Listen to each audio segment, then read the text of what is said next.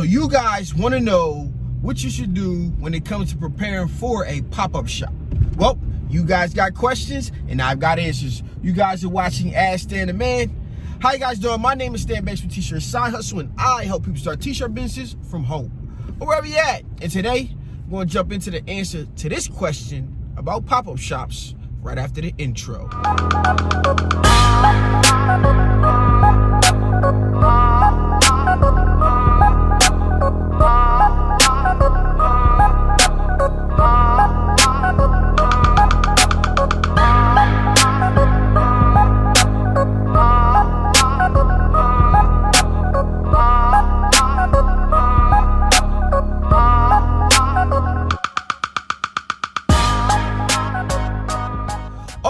Okay, let's jump right into it. But before we do, you guys know what I need you to do for me. I need you guys to like this video, subscribe, and hit that post notification bell, because I make videos like this all the time and you will not want to miss it. And I definitely mean all the time. But more importantly, man, if you got a question, go ahead and put it down in the comments below. That way you can see it on a later video. Now, today's questions came from an actual live that I was on, and it simply said, what should I know before entering or starting a pop-up shop? All right, now, me personally, I look at pop-up shops a little bit differently than a vending event, right? And when it comes to a pop-up, I look at it as a collaborative effort of businesses. So when it comes to starting or doing a pop-up shop, what I would do is I would make sure businesses or that I'm having at this pop-up shop can fit in a cohesive group, right? Which means their audiences overlap. For example, I would have a clothing brand pop-up shop where I have a bunch of brands, right? I would have a women's health pop-up shop. I would have a kids pop-up shop. Now, these are things that the point of the matter is, when it comes down to actually having these pop-up shops and different things like that, these are things that I want to use when I open up my store. And the reason that I'm saying that is because, the reason that I'm saying that is because it's quite simple. When a pop-up shop, it's not like a vending event is where it's like, hey, you're attending this place for this event and they already have the market for it. When you're creating a pop-up shop, it's usually smaller and more personal. So what you're counting on, or what you're relying on, is that each business brings their audience out, and then those audience members that are in that, it's there for that one specific person, actually takes a look around and maybe patronizes other businesses, learns about other businesses that fit together. So why would I have a kids day pop-up shop at my store? Is because if I bring kids out, people are gonna support other kids. If they know they're coming to support this kid, but we want to see the youth progress, start businesses, and do different things. So those people that I bring out for kids day will naturally want to support the kids' other businesses around if they like what they got going on. And even if they don't like it, they'll just be there to support kids. If I have a women's day, right now, there may be a t-shirt of a brand of a women empowerment, but there may be an eyelash tech. There may be someone who does nails. There may be a facial person. There may be a person that deals with women health, right? And this is an idea that I want to have because those audiences overlap, right? Even multiple t-shirt businesses that have to do with women, they still overlap. Just because it's one there doesn't mean I can't be there. Now, how much stuff will I bring and all of that stuff? That makes a difference. You know what I'm saying? Because at a pop-up shop, I'm looking more for the exposure. Yeah, I want to sell stuff. Don't get me wrong. I want to sell stuff, but I want to make sure people leave and I have information or data to take from those people. And I don't know, unless it's like something that happens often, you don't know how many people are going to come. You don't know how many people to expect, especially if it's just starting. But, let's say you can get each business, you got 4 or 5. Let's say we got, I think in my store, I can fit 1, 2, 3, 4. I can fit 5 or 6 businesses. So let's go with 5 businesses.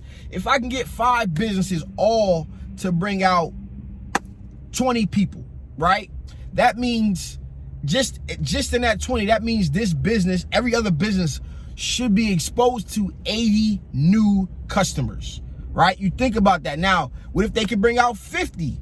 Each business can bring out 50. Will some of them all naturally overlap? Possibly, yes. So let's just say 40 of those, you know, let's take out 10 from each group. And so each person is bringing 40 because 10 from each group may have known about another business. So in that case, I got 5 businesses there, and they're all being exposed to four different group businesses. So 40 times 40, that's 160 new people. 4 times 40 rather, 160 new people that they're being exposed to, right? Because that individual business bought 40, which means the 160 plus the 40, they brought 200 people out. They seen 200 people personally, but each other business had bought them 40 new people. So these are the logics of things that we got to think about and consider. Now, what type of stuff would I do? Well, I want to collect emails. I want to collect phone numbers or messages. I want to give them 10%, or, you know, I want to get them to follow me on social media.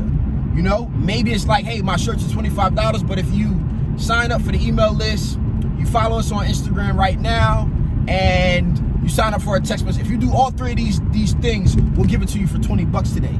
Because later on down the line is when it becomes important, right?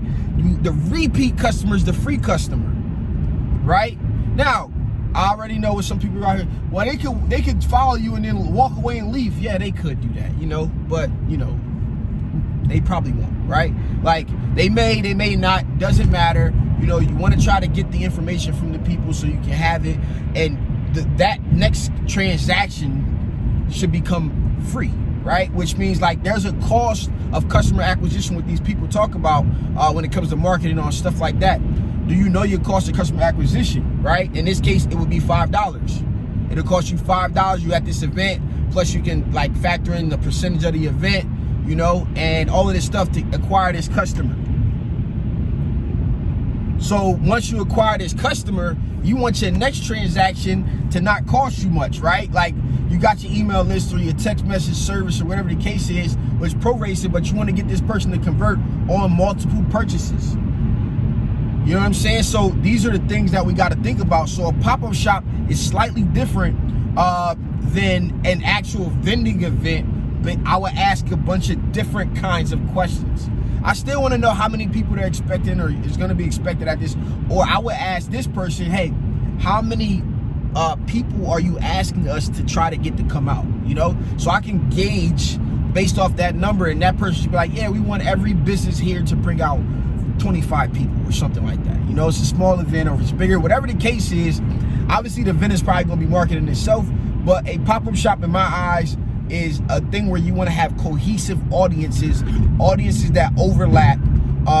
You know, clothing brand, again, I didn't talk about that scenario, but a clothing brand, a pop-up shop, we bring out brands and we want their brands to have exclusive merch, like have one exclusive item that they can only get at this pop-up shop, right? To create that exclusivity so people come, and all of you guys do that, and you have only 40 available, right? So that means they're going to be try to bring in at least 40 people to purchase these whatever limited edition items or whatever it may be, or get something with their purchase.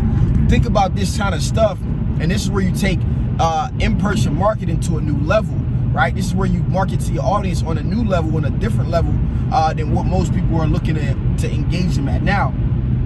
If I'm doing a pop-up shop as a custom business, and this is like a little bonus, if I'm going to this a pop-up shop to let people know I make custom shirts, first and foremost, I'm going to network with the businesses there. I'm trying to get transactions. Hey, I can make your company apparel. I can make you hats, whatever, XYZ, whatever you need. I can customize it. I'm gonna reach out to these businesses in that manner and try to operate and work with them from that standpoint. Secondly, again, I want to collect data from the people there. I want to let them know, hey, if you have a business, I can make stuff for your business. If you have a family reunion coming up, because it's summertime, I can make shirts for your family reunion. Your son, you want to make a fan shirt, I can make that. You want to have a display that says that. I wouldn't be worried about or looking to actually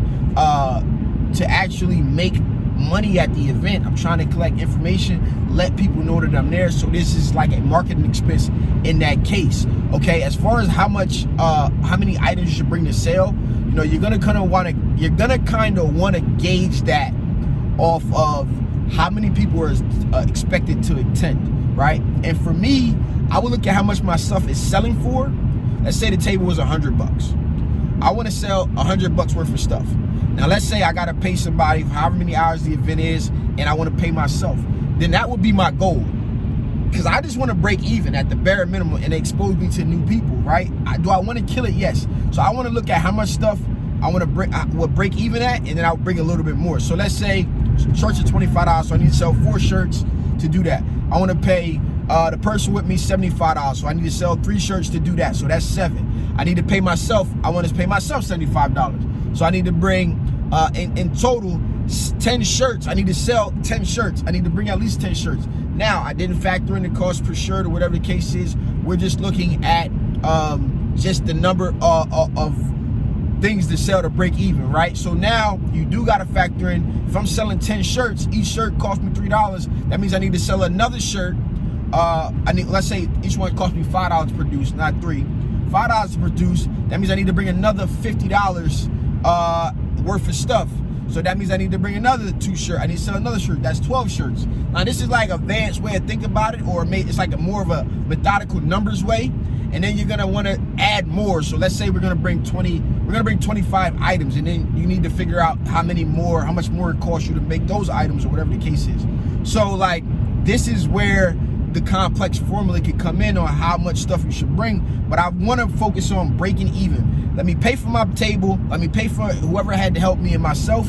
And and then anything over that is a bonus, because this exposed me to a new customer base. And now the people that I did get to buy those shirts, plus other people at the event, maybe they didn't have it, maybe I didn't have their size, or whatever the case is, I want to get them to convert from me on future transactions. I think for me, that is the key point. You want repeat customers out of this type of stuff.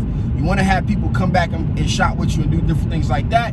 So I will look at a pop-up shop a little bit different than a vending event, but kind of still similar in a way. But again, I want to see how many people are going to be expected to be brought out by these businesses, especially if it's just starting, because it could be a worse attendance, it could be a higher attendance, and I can make a lot of money. I can lose out on a lot of money by not having enough stuff.